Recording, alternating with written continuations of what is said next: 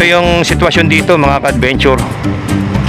Dapat maituloy na ito kasi matagal na to. Parang last year pa to na buksan tong issue na to sa kalsada na to. Mataas nga yung tubig sa ilog ngayon. High tide. Napakataas kasi ng tubig dito. At yung mga lokal dito gumagamit na lang ng bangka. Baho ng tubig, grabe. Amoy imbornal. Purok Bisitas. Ngayon lang natin to napasok. Ito ang itsura ng Purok Bisitas dito sa Barangay Paligi. Ito yung Paligi Elementary School. Kaya pag umuulan po rito, talagang di nakakalabas pag walang bangka. Oh.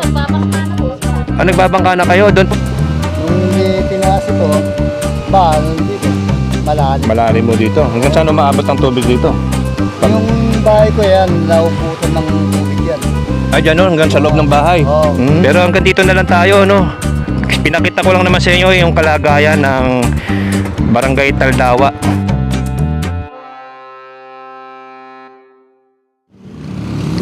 At hello mga ka-adventure, welcome back sa ating channel. It's me again, Francis Adventure. At ngayon ay July 14, araw ng Tuesday. Time check, it's now 9:45 na ng umaga. At nandito tayo ngayon sa pinaka-arko ng papasok ng Apalit, Pampanga. Ang unang bayan na mapupuntahan ninyo dito sa norte kapag papasok na kayo dito sa lalawigan ng Pampanga. At ngayong araw na to, meron tayong requester uli. At pagbibigyan natin ngayon uli ang request ni Brother Rico Lakap. Ngayon sabi niya kasi, Bro Francis, pakipasyalan naman po Apalit MacArthur Highway crossing papunta sa entrance ng NLEX sa Caltex, kung may putol-putol pa na daan at di nagagawang kalsada. At salamat. Brother, ito na yung request mo kay Brother Rico Lakap. At ngayon, dito na tayo nagumpisa ngayon sa pinaka-welcome arc ng Apalit, Pampanga. Kasi para maumpisa natin, meron kasi ako ditong isang concern at gusto ko lang din ipakita sa mga viewers natin yung concern ko dito. Katulad na lang nitong pinaka-arko ng Pampanga, nitong Apalit, kasi dito ka papasok, ito kaagad yung magwe-welcome sa'yo kapag pupunta ka ng Luzon, Northern Luzon. Kasi maraming mga riders, maraming turista ang pumapasok dito. Kaya ito yung pinaka-concern ko. Sana yung arko, mapaganda, mapinturahan. Kasi kawawa naman napakaganda na lalawigan ng Pampanga. Pero dapat mas maganda to kung mapipinturahan itong pinaka-mismong pintuan ng papasok ng buong lalawigan ng Pampanga. Yan ang concern ko. Sana mabigyan pansin to ng LGU ng Apalit, Pampanga, kasi talagang ito yung unang sasalubong sa inyo kapag pupunta na kayo ng ng norte, dito sa norte part sa Luzon. Kaya yun, huwag na natin patagalin. At kung bago lang din kayo sa ating channel, don't forget to like, share, and subscribe. At umpisa na natin yung pag-update natin dito na nire-request ni Brother Rico Lakap. Ayan, tara, let's go. Yan, dito na tayo ngayon. Napakaganda ng panahon ngayon. Sana walang ulan. Yan lang Yan lang ang gusto kong ipagbigay ng pansin dito. Yung welcome sign, welcome arc ng Pampanga. Sana mapinturahan, tsaka ma-repair kasi may napapansin ako mga ibang crack dito Ayan marami na kasing lindol na naranasan ito kaya dapat magkaroon to ng inspeksyon, tsaka mapaganda. Tsaka dito pa yung isang concern ko, yung kalsada rito. Sana maayos kasi papasok ka ng Pampanga Maganda yung kapag papasok ka ng isang, halimbawa na lang, bahay. Pagpasok mo, maganda yung makikita mo, magandang aura. Katulad dito sa pinakapintuan ng Pampanga, yung daan dito sana ma-espaltuan, maayos. Kasi naputol pa hanggang dito pa Hindi pa nasagad doon sa pinaka-arko. Para magandang tingnan, tsaka napakaaliwalas. Talagang sasalubong sa iyo yung napakagandang lalawigan ng Pampanga. At dito sa parte na to, marami ditong mga mga nangangalakal sa tabing daan, tsaka mga nagtitinda ng piyesa ng mga sasakyan. Ito yung tinatawag na parang dito, pinaka-Banawe. Banawe ng Pampanga, dito sa Apalit.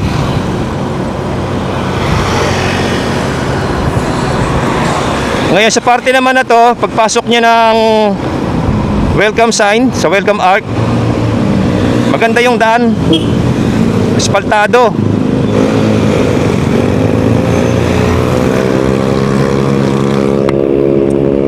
At ayan nga pala, gamit natin ngayon ang bago nating DJI Action 5. Ngayon, titingnan natin kung maganda ba yung video quality ng DJI Action 5, ano? Bumili tayo, nag-upgrade tayo ngayon ng ating action camera kasi medyo na-obsolete na yung isang action camera natin, yung GoPro 9. Tsaka yung GoPro 10 naman natin, marami na akong nasisirang battery. Ito, nandito na tayo ngayon sa Sulipan Bridge. Ito na yung kauna-unahang tulay na madadaanan nyo dito sa Pampanga, Sulipan Bridge. Yan, dumadaan na tayo dito. Ito sa kabila yung Old Sulipan Bridge. At makikita ninyo dito, may ginagawa ritong flood control. Ayan, no. Gusto ko lang ibahagi sa inyo, no. Kahit papaano, meron ako na-share sa inyo dito, na dito sa Apalit, Pampanga. Tuloy-tuloy pa rin naman kahit paano na may gumagawa ng mga flood control. At yan ang sitwasyon ng ilog ngayon, no? Parang high tide ngayon, ang taas ng level ng tubig. Tsaka hindi umaagos, tulog ang ilog. Napakababaw na niyan eh. Kasi napakarami ng ano dyan, no? Ang babaw na yan. Ito na yung tulay na ginagawa rito na NSCR, yung North-South Commuter Railway Project. Yan, katulad dito, yung isang concern ko dito, itong pinakadugtungan niya, no, na nagkakaroon ng bitak-bitak, nasisira. Delikado yan sa mga ibang naka 2 wheels. Dapat yan ma-repair. Lalo na yung mga hindi kabisado yung daan dito, mabibigla ka dyan.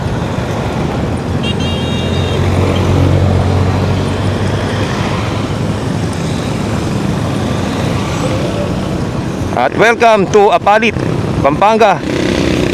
Dito may bagong ano rito, Sulipan Bridge Park, 'di ba? May bagong ano rito, Tayong Park. Yan. May food stall pa. Tuwing gabi siguro maraming ano rito pumupunta, kumakain. At meron ding ano, Sulipan Marketplace. Yan, oh, nagumpisa noong April 18, 2026. Ayan, pinakita ko lang sa inyo para magkaroon kayo ng idea yung mga update dito sa Apalit, Pampanga. At yung kondisyon ng daan dito, ipakikita ko na sa inyo. Sa nire-request ni Brother Rico Lakap. Ito yung isang concern ko dito eh. Tuwing tag-ulan, laging baha dyan. Yan, kita nyo, walang ulan pero baha na, oh. Ang alam ko dati may ginawa pa rito ano eh, parang kanal. Pero wala naman ding silbi. Lalo na pagka umuulan dyan, napupuno yung daan na yan. Ang baba kasi. Mababa yung daan. Tsaka walang proper drainage. Yan ang isang ano lang dito. Walang diretso na kanal. Tapos yung ibang kanal ay barado pa. Dapat nga yan, laging regular ang nalilinis niyan eh. Malapit pa naman sa ilog. Dapat doon tumatapon yung mga tubig na galing dito pagka bumabaha. Daming ano, basura. Yan, dito, ito na yung pinaka ano rito, bagong gawang kalsada. Ngayon, ang pinapa-update ni Brother, kung meron daw mga hindi pa natatapos na daan. Magmula nung nagawa ito, napakalaking convenient na nito. Dati kasi, ano to eh, sira ito. Nung mga 4 years ago, ang hirap dumaan dito. Bako-bako ito eh. Para tong ano, dumadaan ka sa buwan. Dami kasing crater dito. At nandito na tayo ngayon sa may San Vicente, Apalit. Ngayon meron tayong isang pakikita rito na isang concerned lang din ako para at least alam nyo yung nangyayari dito, no? Ito mga ka-adventure yung ipapakita ko sa inyo dito. Ito na yung ginagawang bagong ano dito, department store. dating ano to, yung Apalit Public Market. Gusto ko lang din i-share sa inyo itong Apalit Macabebe Road. Ito ang isa ritong naiiwan na kalsada na lang na dapat mabigyan ng pansin. Kasi dumudugtong ito sa Apalit, dito sa MacArthur Highway Road. Ito ang isang napakalaking issue rito. Lagi nang may tubig dito, tsaka sira-sira na yung daan, ano. Marami ritong mga residente, lalo na yung mga naghahanap buhay na yan, sa nakikita ninyo, dumadaing dito, no. Yan, makikita nyo, halos nagpuputik na, naglulumot na yung mga tubig rito. Ayan, ito yung sitwasyon dito, mga ka-adventure. Ayan, nagkakalkal sila dito ng kanal. Ayan, problema kasi niyan, pagka umulan, mawawash out tuloy yung mga buhangin dito. Kaya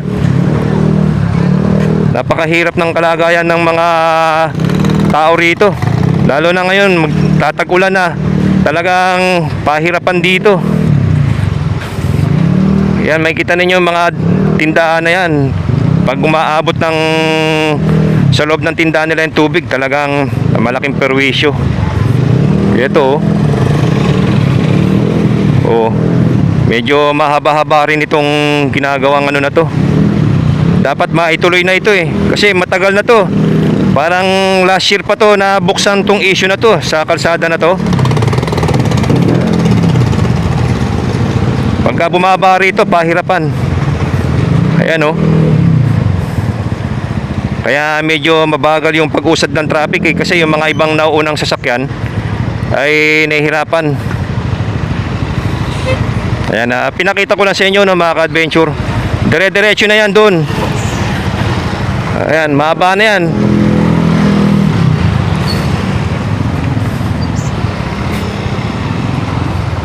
Katulad niyan dito, wala na yung kanal dito.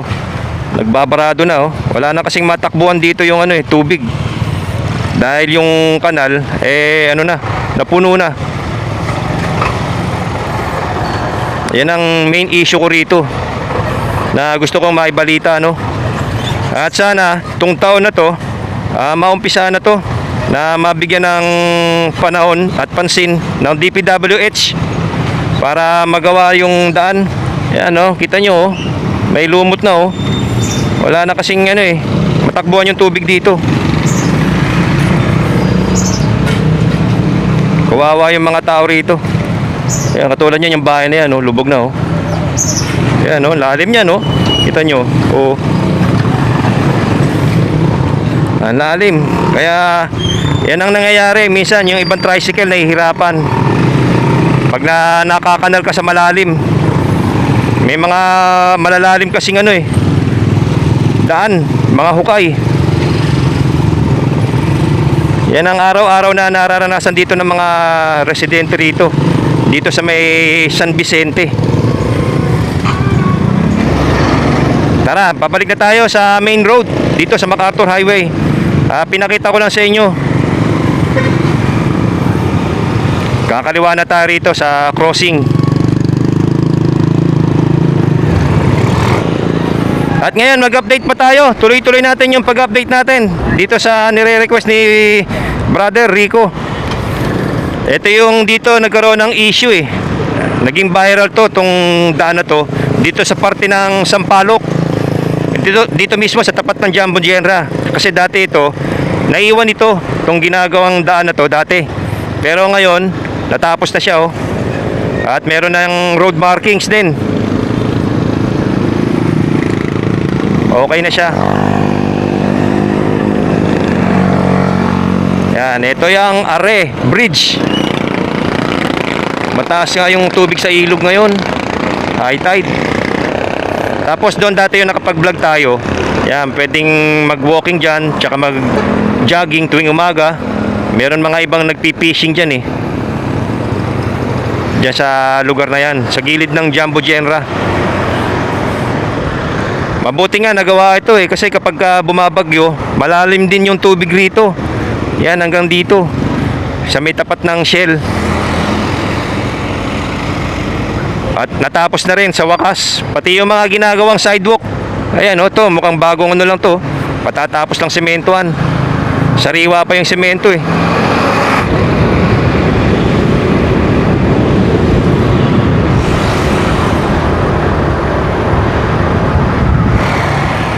Ito yung isang napaka ano ritong sitwasyon eh ng kalsada rito. Dito na nagpuputol dito yung ginawang daan dati na naiwan na. Nagkakaroon lagi dito ng traffic araw-araw. Lalo na ngayon katatapos lang ng ulan. Ito yung sitwasyon dito. Medyo bumabagal yung daloy ng trapiko dahil umiiwas dito yung mga motorista dahil yung mga daan dito bako-bako. Kapag umulan dito may tubig yan, hindi nyo makikita kung nasaan yung mga lubak, kaya magugulat ka na lang. Yan katulad niyan ng lalim nilagyan ng cone to, mga butas-butas. Sana matuloy na to, continuous na to, no? Magkaroon na ng pondo para magawa na. Mabuti nga ngayon hindi umulan eh. Nakikita nyo pa yung dadaanan nyo eh. Pero kapag umulan dyan, traffic dyan dahil umiiwas yung mga motorista sa kanal, sa mga butas ng daan. Yan, ito yung isa lang concern ko pa rito. Pagka bumagyo at nasabayan ng high tide, dito talaga malalim itong daan na to. At mabuti na lang, hindi pa tayo nakakaranas ng matinding bagyo dito tsaka high tide sa Pampanga. Kawawa rito, lalo na dyan sa may, ano na yan, Camellia Fiorenza na yan. Kawawa mga nakatira dyan. Siguro nasa mga 100 to 200 meters pa yan, yung naiiwan na yan. Pero pagdating dito, mataas na uli. Puntahan lang natin ito, yung isang kalagayan dito sa Paligi. Ayan, ito yung Paligi. Papasok tayo ngayon dito sa pinakadaan na to. At alamin lang natin, gusto ko lang ibahagi sa inyo, no? Matagal-tagal na rin na mula nung binigyan ko to ng update eh. Isisingit ko lang dito sa nire-request ni Brother Rico. Tingnan ko lang yung kalagayan ng lugar dito, kung baha pa rin ba. Kasi nung last time na pumunta ako dito, mga 1 year ago, mahirap yung kalagayan dito. Hindi tayo nakapasok dahil ang taas ng tubig rito. Mukhang may tubig pa rin mga ka-adventure, kahit na walang ulan. Ito dati, hanggang dito lang tayo nun sa pababa na to. Napakataas kasi ng tubig rito. At yung mga lokal dito gumagamit na lang ng bangka para lang makalabas sila at makapasok sa kanilang residente, sa kanilang lugar. Ayan nakakatawid ngayon Grabe na Ayan, puro tubig na rito. Tubig na pala yan sa likod ng bahay na to. Yan, gusto ko lang naman ipakita sa inyo ito yung itsura dito sa Barangay Paligi. Kaya naman, makakadaan pa. Tara, diretso pa tayo. Gusto ko lang ipakita sa inyo yung kondisyon. Ayan, mabuti nakabota tayo. Ayan suot natin yung pangmalakasan nating bota na pang vlogging. Baho ng tubig, grabe. Amoy imbornal.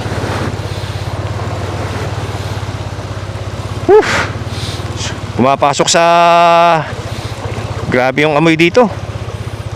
Bulok na yung tubig.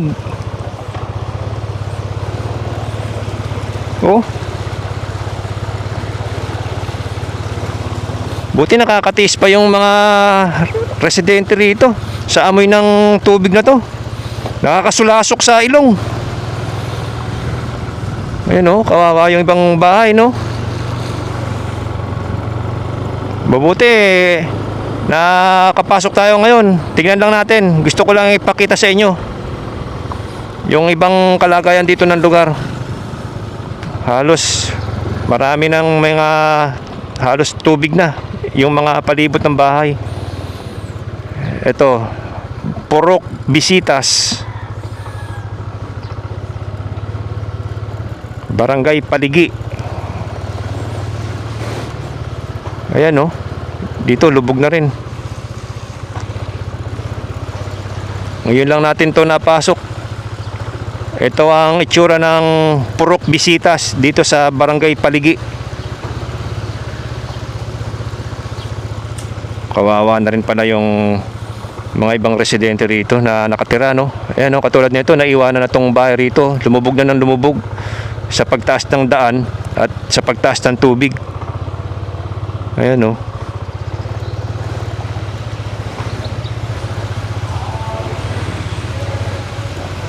Ganyan dito ang sitwasyon rito. Kakaroon din pala ng pagbaha rito, oh.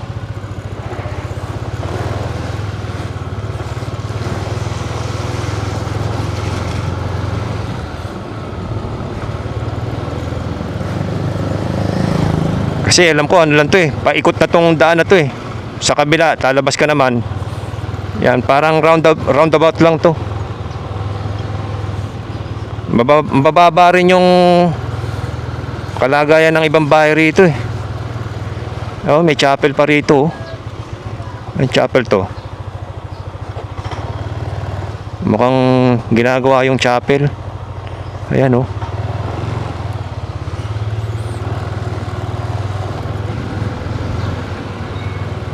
Dami pa namang magagandang bahay din. Ito mukhang nagawa na yung daan dito. Dead end na pala dyan. Ikot tayo. Ikutin lang natin to. Gusto ko lang i-tour kayo, ano. Yan, mga tubig na pala rito rin eh, oh. Sa palibot na to. Mga tubig na. Napapalibutan na pala tong mismong Barangay Paligi ng Katubigan.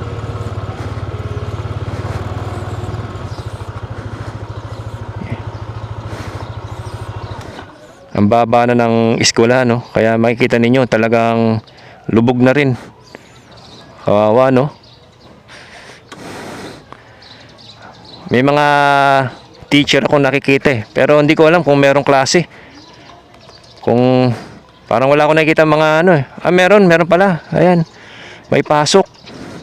Pero doon pala sila dumadaan. Gumawa na lang sila ng daan, no? Yung mga estudyante. Ginawa ng daan yung mga estudyante para makapasok doon sa kanilang silid-aralan.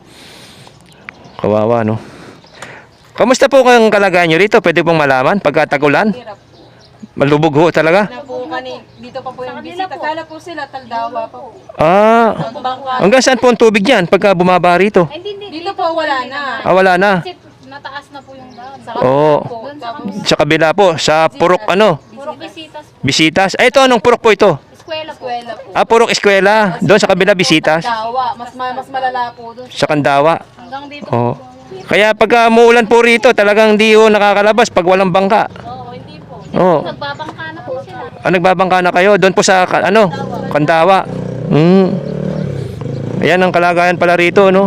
Mas matindi na pala doon sa barangay Sitio ba 'yon? Sitio Kandawa. Sitio Kandawa. Kapag merienda nga muna. Oo. Ayan, shoutout po dito sa mga lokal dito. Efren po. Ay, Efren ho. Ayan. Kamusta naman ho kayo rito? Anong trabaho nyo? Nakain to yung sa trabaho namin. Ah, trabaho nyo. Sa construction. Ah, nangongontrata kayo? Construction mismo? Oo. Matagal na po kayong ano? Bagang isinilang kayo, dito na kayo lumaki, no? Oo. Kaya kumusta ang kalagayan dito? Pag yan, mataas ng tinaas ng karsada ngayon. Oo. Tapos, Nung hindi tinaas ito, dito, malalim. malalim mo dito. Hanggang saan umaabot ang tubig dito? Pag- Yung bahay ko yan, naubutan ng tubig yan. Ay, dyan no? Hanggang sa loob ng bahay. Oo. Sabi ko hanggang bewang. Hanggang bewang. Oh, lalim pala. Sobrang lalim. Pero kung nagtuloy-tuloy po yan, baka nagbabangka na rin sa kabila. Oo nga. Kasi actually pumunta ako dito nung last year. Kaya lang sobrang lalim, di kinaya ng motor ko. Kaya, mga nagbabangka na. Kaya, ngayon, na isingit ko, na-tsempohan naman, maganda yung panahon. Nakadaan ako rito. Hindi ko alam na ganito pala rito. Halos mahirap din palang... Ito na lang po yung eskwela na napag-iwan. Ay, ito na lang, oh. Ba't may ano po? Halos lahat po ng apalit na yun, may second floor na. Second. Hindi na, Ito na lang ang wala. Oo nga, ano, mababa lang, oh. Kung hindi pa tinambakan yan, may tubig na sa loob. Talagang tinasa na pa rin nito. Oo. Oo. Lahat ho ng lugar ng paaralan na yan. Oh. Ganyan pala.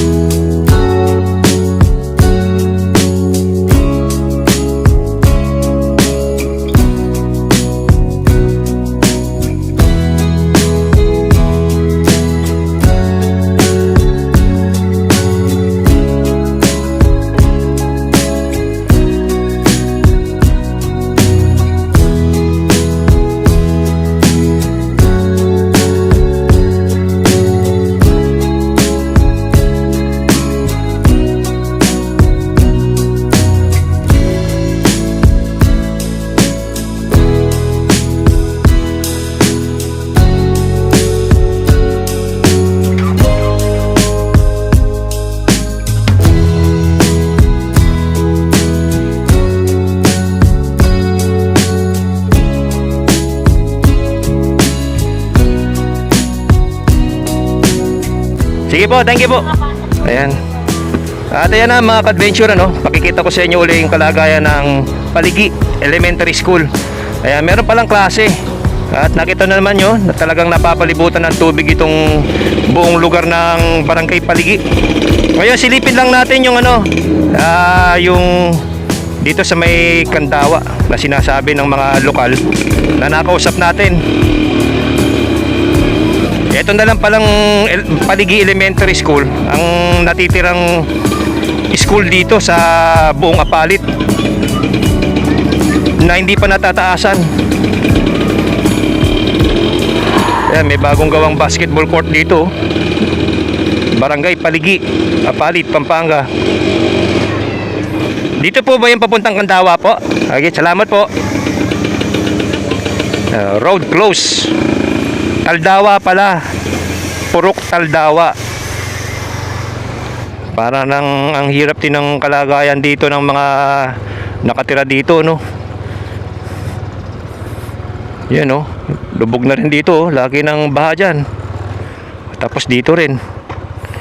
Malaking bagay talaga tong pagtataas ng daan na to. At hanggang dito na lang tayo, no. Hindi na tayo makakatuloy. Ginagawa yung daan eh. Ayan, no. Kaya siguro. Ayan. Pero hanggang dito na lang tayo, no. Pinakita ko lang naman sa inyo yung kalagayan ng Barangay Taldawa. Parang dire-diretso na ata yan. Lusot siguro niyan doon din sa may ano, sa may papuntang Makabebe. Hindi ko lang alam kung accessible yung daan dyan. At babalikan natin yan balang araw kapag sa susunod na vlog na lang. At tutuloy na tayo doon sa ina-update ni Brother Rico. Yan, siningit lang natin ito para medyo maganda yung maipapakita ko sa inyong pag-presentation. Mabuti raw tong daan na to, nataasan ito, kaya hindi na masyadong mahirap dito kapag panahon ng bagyuhan. Kaya nga lang daw pagka bumagyo na at sabayan ng high tide, eh hindi rin sila nakakalabas. Kasi mataas yung tubig dito sa may dito sa mismong pagpasok natin kanina. Ito tong junction na to. Di bali pa ikot lang yan eh. Kung makikita ninyo, ang Barangay Paligi ay isang palibot lang na lugar, ano. Yan, lalabas na tayo rito mga ka-adventure. Yan, nandito na tayo ngayon sa may Paligi.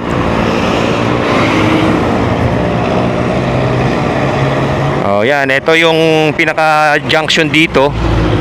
Tapos dito nilulubog pa rin ito. Mababa kasi yung pagkakagawa ng daan dito eh.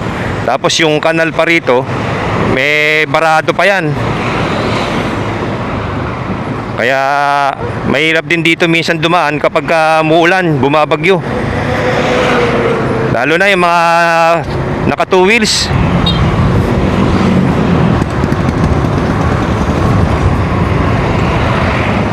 Sus.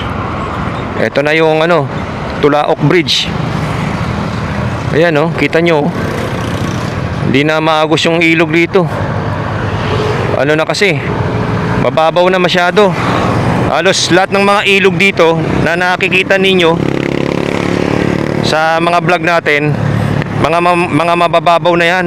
Kaya isang dahilan yan kung bakit nagdudulot ng matinding pagbaha eh. Hindi na kasi umaagos ng maayos yung tubig sa mga kailugan dito sa parte ng Pampanga tsaka sa Bulacan. At papasok na tayo rito. Ito na yung pinaka crossing ng San Simon. Ito na yung pinaka daan dito sa kanan pagka pupunta ka ng ano, Arayat. Ito ang sitwasyon dito sa crossing na to. Ayan, maganda naman yung daloy ng trapiko, no? Tapos dito na tong dating ginagawa rito na natapos na. Ito na lang naman ang naiwan dito. Diyan, bumaba pa rin diyan. Malalim pa rin ang tubig diyan.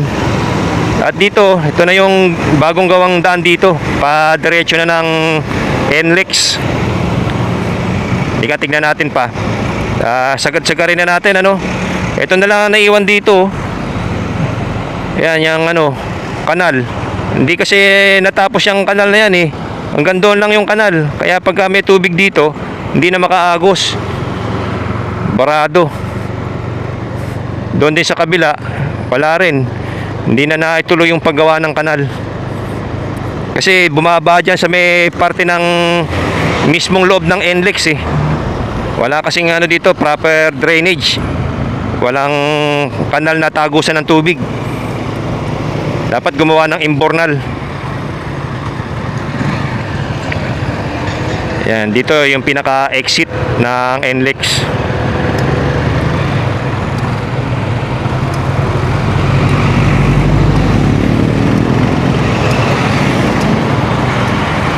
Yan, ganda naman ang ano ngayon.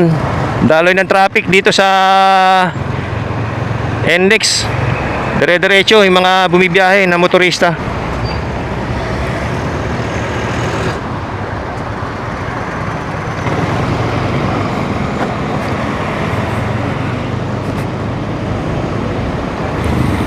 At ayan mga ka-adventure, ang update ko sa inyo dito ngayon, araw ng Tuesday. Today's date is July 14, 2026. At gusto ko rin shoutout si Brother Rico Lakap na nagpapa-request na ito. At sana meron akong naibigay na bagong update sa mga kasalukuyan nangyayari ngayon dito sa Pampanga, no? Especially pagpasok natin ng Apalit. At kung nagustuhan nyo at meron kayong nalaman na bagong update, paki-like naman dyan. Libre po mag-like. At mas libre po ang mag-subscribe sa ating channel. At always remember, ride safe, stay safe, and be safe. At maraming salamat po. Shoutout ulit kay Brother Rico Lakap. Ito na yung request mo. At see you again in our next adventure.